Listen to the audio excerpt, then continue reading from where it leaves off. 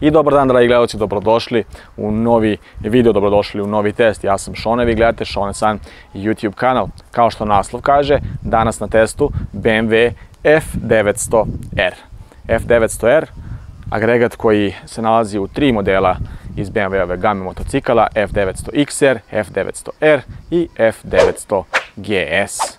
F900GS smo nedavno radili, a u pitanju je dvocilindrični agregat zaprimljene 895 kubnih centimetara koji razvija 105 konjskih snaga pri 8500 obrtaja i 92 Nm obrtnog momenta pri nekih 6500 obrtaja u minuti. 211 kg je teška ova mašinerija, sve zajedno sa tečnostima, a zaprimljena rezervoara 13 litara trebalo bi da nam pruži autonomiju negde oko 250 km. Ako troši kao GS, odnosno 4,5 litre, dobit ćemo pa nešto malo manje od 300 km autonomije. Ako ste se pitali kolika je nosivost ovog motocikla, njegova težina i još 219 kg može da istrpi opterećenja, tako da vi, suvozač i prtljak, možete težiti 219 kg. Šta je to što zaustavlja ovaj motocikl? Četvoroklipne Brembo radijalno montirane kočione čeljusti sa 2 diska prečnika 320 mm napred, dok nam je iza jedan disk prečnika 255 mm, odnosno jednoklipna kandža koja je plivajuća zaustavlja ovaj zadnji disk. Kod kočenja smo stali, 17-inčni točkovi su nam i napred i pozadi, 120 je širina prednje gume, dok nam je 180 širina zadnje gume. Šta je ovde još bitno naglasiti? Opciono možete imati dinamičko elektronsko podesivo vešanje, odnosno elektropodesivo vešanje, 40 mm upside down viljuška napred i iza, monošok, potpuno podesiv elektronski. U ovom slučaju ovde nam je DSA, odnosno Dynamic Electronic Suspension Adjustment, odnosno elektropodesivo vešanje. Tu nam je full color TFT ekran i standardne komande, joystick. Tempomat je nešto što standardno ide uz ovaj motocikl i nema tu nešto previše daviti. Opciono možete imati i ovaj far koji vam ima svetlo za ugao vožnje, odnosno takođe je automatskog režima, tako da automatsko svetlo imate. Tu nam je i quick shifter gore i na gore i na dole, odnosno menjanje stepena prenosa bez upotrebe samog kvačila. Ako ste se pitali koja je visina sedenja na ovom motociklu, 81,5 cm je standardno sedište, imamo naravno i povišeno za 6 cm, a naravno u sve ovo elektronski može i da se spusti, tako da je pogodan za vozače svih, kako nižeg, srednjeg i višeg rasta. Da vidite inače kako meni sa mojih 185 stoji ovaj motocikl, a ovde sam i na kontra nagibu.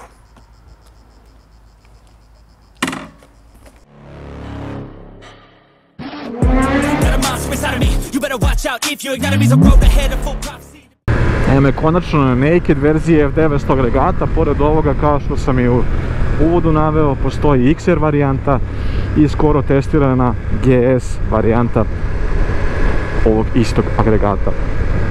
U GS varijanti sam uživao jer smatram zaista da je u toj klasi taj motor vrhunska priča i meni se svideo kako je dobro izbalansiran i sve, a sad ćemo vidjeti kakvi su moji utisci posle nekih 170 km na R varijanti, odnosno na naked varijanti. Prva stvar koju bih pohvalio, to je jedan odličan položaj i kočenje koje je zaista odlično. To su neki moji utisci nakon ovih 170 km.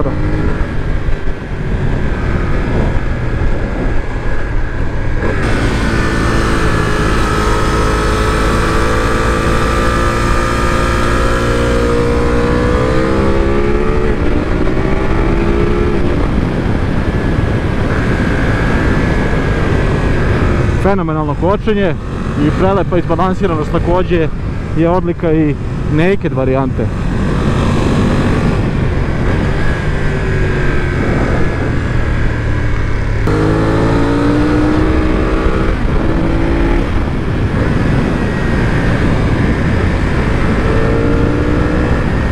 Kombinacija sport i street fighter položaja, raširene ruke savijene u laktovima, šina za po 2 šake na svaku stranu ramena, uklopljen sa rezervoarom koji je onako poviši. Iako poviši, ovako deluje masivno, jako male zapremine. Mislim, nije jako mala, ali manje zapremine od one očekivane. Visina rezervoara je bukvalno gornji deo stomaka. Opa, uradili su asfalt. Ali ovi bubrezi, kako da ih nazovem, na rezervoaru potpuno su onako napravljeni tako da vam kolena nastavljaju tu liniju rezervoara, podilaze pod sam rezervoar i agresivno su savijena u zglobu kolena ka nazad, naravno sa onako, kažem, sportskim sedanjem kao na nekom sportskom, super sportskom motoru. Sjedište je fino, udobno i to mi je neka prva impresija kad sam seo. Nije sad wow, preudobno, ali fino, eto, to je neki moj komentar. Ne mogu reći da je naravno kao na nekom touringu ili kao na nekom takvom tipu motocikla, ali ne mogu reći ni da je daska i da je neudobno.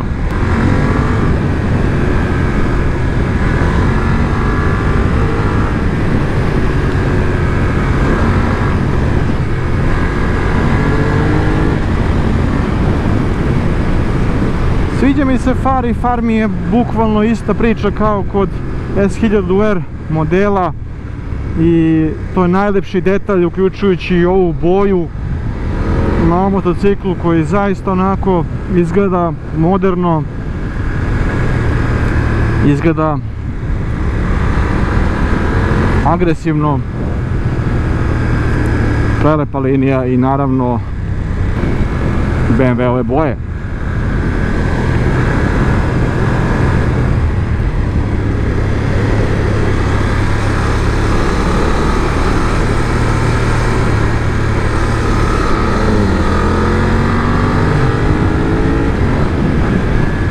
U zavisnosti od paketa opreme dobijate razne, jako lepo izbalansiran motocikl.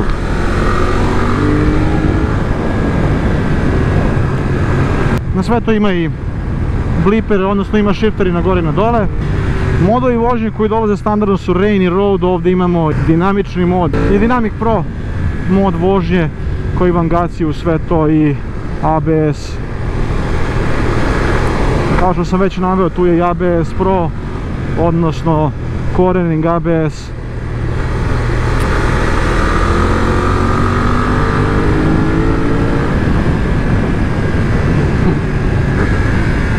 A ovdje nam je elektronsko vešanje, odnosno elektropodesivo vešanje, ili ti DSA, koje se odlično ponaša. Ne bih imao zamjerke na vešanje.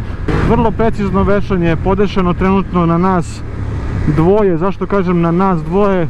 Zato što sam do malo pre bio sa suvozačem. Podešeno je za predopterećenje i sa suvozačem. Malo tvrđe, dakle, što je opet bolje za neku sportsku vožnju. Tako bi trebalo da su performanse. 105 konjskih snaga, isto kao i na njegovom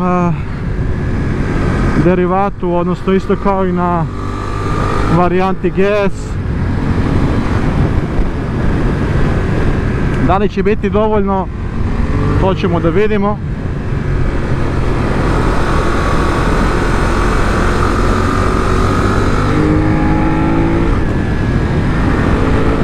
...92 Nm obrtnog momenta. U ovom trenutku nemam taj neki osjećaj da je baš onako toliko obrtnog momenta. Sa svim tečnostima nije ni previše lagan. Sad to je diskutabilno, ali možda je moglo biti laganiji. Sad, koliko će to uticati na performanse, mislim da svaki kilogram utiče i tekako na performanse. Ono što mogu navesti je da se, što se obrtnog momenta bar tiče, ovaj motor traži onako srednje, viši stepen obrtaja kako biste osjetili tu taj njegov obrtni moment i tu njegovo ubrzanje i tu njegovu snagu, a i snaga je propisana beše na 8500 obrtaja.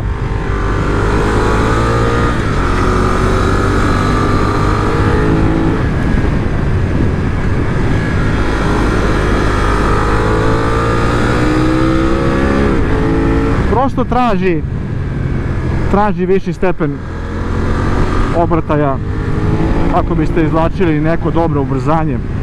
Do nekih 6-7 hiljada je više kao da je mnogo manje kubikaže i snage. Na višim obrtajima preko 7000 obrtaja vibracije mogu da se osjete u nekom onako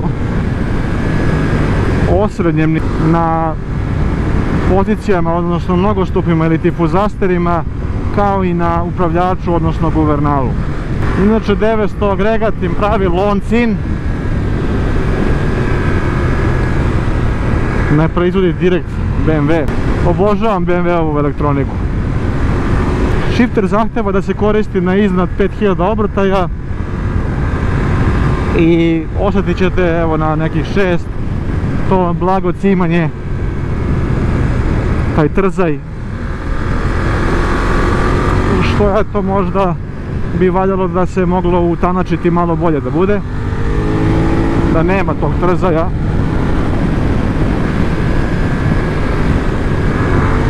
Naravno dole je malo tvrđe spuštanje u niži stepen prenosa, što je ono u 80% slučajeva quick shiftera tako da izuzetno se lepo vozi, lagano, precizno. Ok, ja sam malo prije opterećenje dirao, podešavao sam, ali ono što je bitno je da za nekog prosječnog čoveka koji hoće malo agresivniju sportsku vožnju da vozi, to ne bude nikakav problem da podesi i da sa nekih 1-2 bazičnih podešavanja to bude odlično ponašanje motocikla.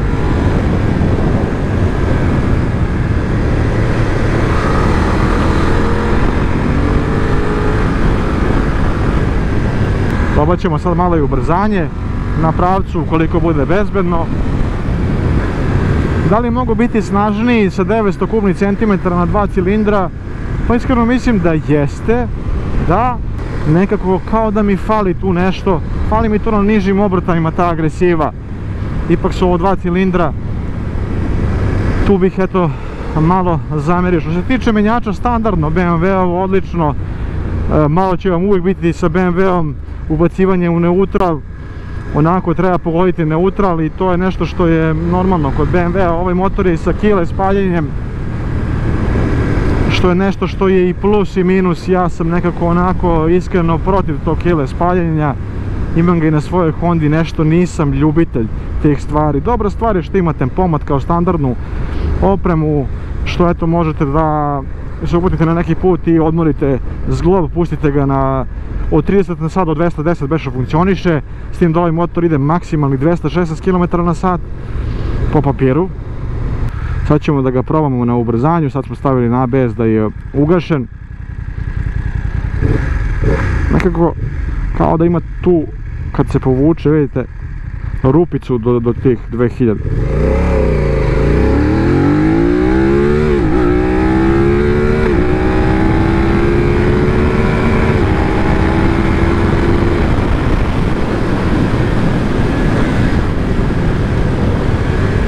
Ne znam što mi je trznuo motor trenutno.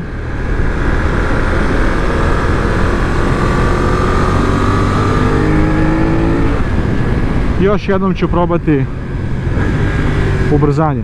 Bitna stvar je da možete module vožnje da menjate tokom same vožnje bez puštanja gasa. To je ono što je jako bitno, da učitate u mapu.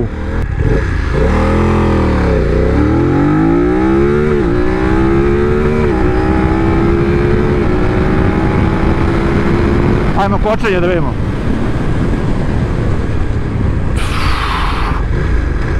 Nisam previše oduševljen.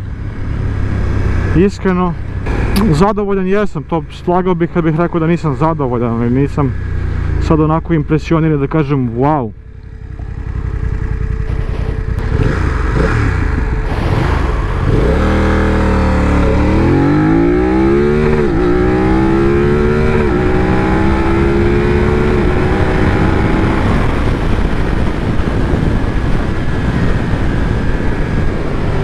Ajmo kočenje. Pa, ok. Eto, to je moj komentar. Ok je, nije za peticu. ali zato povoznost, odnosno upravljivost je, vidite, s druge na primjer agresive nema, tek tamo posle 6000 obrtaja. Krenut ćemo sa finalnim utiscima i ocenjivanjem. Što se tiče ovog motocikla, on je zaista onako na nekom nivou snage dovoljan. Šta to znači? Ima dovoljno snage za svoju težinu i sve to. Ubrzanje je nešto što jednostavno da biste ga osjetili treba da vozite motor iznad 6000 obrtaja kako bi to imalo onaj smisao osjećaja punog obrtnog momenta. Do tada motocikl nema osjećaj, to jest ne daje vam osjećaj da je zapimljene 900 kubnih centimetara i da ima 105 konjskih snaga. Što se tiče ubrzanja, zaista daću ocenu 3. Mislim da je to nešto što treba itekako da bude agresivnije, posebno na nižim obrtajima. Promijenio sam sve moguće modove vožnje, a ovdje imamo Dynamic paket, Dynamic Pro. Ovaj mod vožnje također nema neke razlike u tome, nisam dobio nešto mnogo. Snaga, ok, dovoljno, nema gubitka snage kad imate opterećenje, ne osjećate taj neki deo, osjeća se snaga na višem stepenu obrtaja i ok, kažem, zadovoljavajuće je, moglo je da bude jače. Obzirom na to da se ipak radi o naked varijanti, a adventure varijanta ima 105 konja, ovdje je moglo možda da se dobije koja je konjska snaga više. Kočenje je solidno. Zašto kažem solidno? Pri većim brzinama nisam bio nešto ultra zadovoljan, ali poslednja ocena koju bih ja dao je vrlo dobro. Vrlo dobar 4 je nešto što mogu reći onako da je finalna neka moja ocena za kočenje. Došli smo do onog dela vešanja. Elektropodesivo vešanje je nešto što će itekako olakšati nekome ko se ne razume mnogo u podešavanja, samo da podesi nekako da bude onako tvrđe, što je u suštini najveći osjećaj nekoga ko eto nema nekog velikog iskustva sa setovanjem podešavanja vešanja. Podešeno na suvozača i vozača, motor bude malo tvrđi i ono što treba za sportsku vožnju. Odlično se ponaša precizno, nema nekog prevelikog potapanja, nema nekog talasanja, što je nešto i najvažnije. Zanimljivo je da ovdje dolaze teflonska creva standardno. U pitanju su, mislim da su Jean Jouanova, jeste Jean Jouanova creva koja se kače na Brembo kočijenu čeljust. Zaista bih pohvalio vešanje i ono što je također bitno je upravljivost. Veoma upravljiv motor, lako se vozi, prelako se vozi, to je ocena 5 od 5 definitivno. Jako lepo izbalansirana težina i jako lepo onako imate osjećaj da je mnogo laganiji nego što jeste i imate osjećaj da ne treba uopšte da imate nekog iskustva kako biste ga vozili zaista sjajno. Ja sam došao sa prednjom gumom, eto ostalo mi je još pola prsta, ne znam koliko to može da se vidi, ali evo pola prsta mi je ostalo malog do kraja prednje gume i to na putu. Iza sam gotovo do kraja došao, ostalo je možda milimetar do kraja samog, odnosno do kraja gume. U nekim trenucima sam dolazio skroz do eto tih milimetar. Ono što značajno poboljšava cijelu ovu stvar to je što ima stabilizator upravljača i to je nešto što mnogo znači posebno kada se vozi na autoputu i kada se vozi jako brzo da se stabilizuje prednji kraj i ne može, smanjuje mogućnost vobla ili ti potrošnja. Potrošnja na bordu iznosila je 6 litara agresivne vožnje. Ja smatram da je to itekako tačno, obzirom na to da ovaj agregat u GS varijanti troši oko 4 litre prosečno. Tako da mislim da je zaista jedan mali potrošač. Ono što bi rekao je da su mogli da stave veći rezervoar, 13 litara, mislim da na 900 kubika je moglo da bar da bude 15-16 litara kako biste imali još veću autonomiju, što je veoma važna stavka. Udobnost je na vrlo dobrom nivou, nije sad preterano udoban, ali veoma je udoban motor. Jednodelno sedište će itekako biti onako fino udobno kako za vozača, a mnogo više za suvozača. Mesta ima više nego dovoljno za oboje. Shifter ne funkcioniše perfektno, ima trzaj, što je nešto što može da se sredi naravno, ali eto fabrički dolazi tako i to je možda neka zamerka naravno na taj deo. Cijena je nešto što diktira sve, ali sa konkurencijom u kojoj jeste, tu je cenovno manje više negde MT-09, možda je konkurent Z900, je možda konkurent iako su to četvorocilindraš i trocilindraš u toj kategoriji, ali eto, na primjer CDB 650R, agregati koji su negde srednje kategorije su u toj nekoj klasi svojim motociklom, s tim da kažem, zaista atraktivan izgled je nešto što ga itekako odlikuje, veoma laka upravljivost i sistemi koji su i zaista besprekorni. Elektrosistemi na BMW-u, ja i dalje imam veliku pohvalu od ABS Pro do Antivilija do ne znam, dual braking sistema, odnosno upotreba gde vam sam na jače stiskanje prednje kočnice samom dozira i zadnje. Jedan zaista dobar motorić. Naravno, na vama je da odlučite da li je ovo veoma isplativo za vas ili nije. Ja bih, eto, završio ovu recenziju. Nisam želeo da se previše zadržavam na detaljima na početku videa, zato što smatram da to možete da pročitate, a ne želim da previše traje video, jer smatram da to itekako previše traje. Ukoliko mislite da treba da se zadržavam na tim informacijama, pišite u komentarima kako su vaši utisci vezani za ovaj motocikl također. To je bilo to za ovaj video. Lajkujte video, subscribe-te sa moj kanal i naravno ostavite komentar, a mi se vidimo u sljedećoj recenziji. My whole life I'm forever grinding, waiting for my time to shine just like a diamond. When life is rough and I ain't with that funny stuff, I use it all as motivation, but it's hard to have the patience. Watching time fly by might be the hardest thing I have to do in life. Frustrated that I ain't where I want to be.